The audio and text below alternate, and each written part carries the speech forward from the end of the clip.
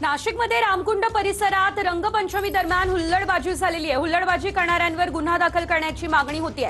गोदाप्रेमी संस्थेचे देवांग जानी यांनी ही मागणी केली। स्वच्छता कर्मचारी आणि पोलिसांसमोर रामकुंडात बूट फेकले। तरुणांच्या हिडेस वर्तनाने गोदाप्रेमी आणि नाशिककर मात्र नाराज आहेत। प्रकारे गोदावरीमध्ये एकमेकांना चपला फेकून मारता रामकुंड जिथं श्रीरामाने स्नान केले। आगामी काळामध्ये आपल्याकडे सिंहस्थ कुंभमेळा आहे, त्या सिंहस्थ कुंभमेळ्याची नोंद युनेस्कोमध्ये झालेली आणि या प्रकारे एज्युकेटेड पोरपोरी या प्रकारे वर्तन करतात।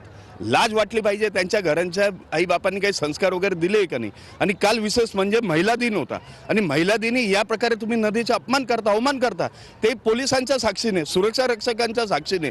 आपल्या याचिकेमध्ये क्लिअर कट महानगरपालिका आयुक्तांनी सांगितलं, मी गोदावरी संवर्धन कक्षाची स्थापना करतोय, प्रदूषण करते जे कोणी असतील त्यांच्यावर 1000 रुपये दंडाची प्रावधान वगैरे करतोय।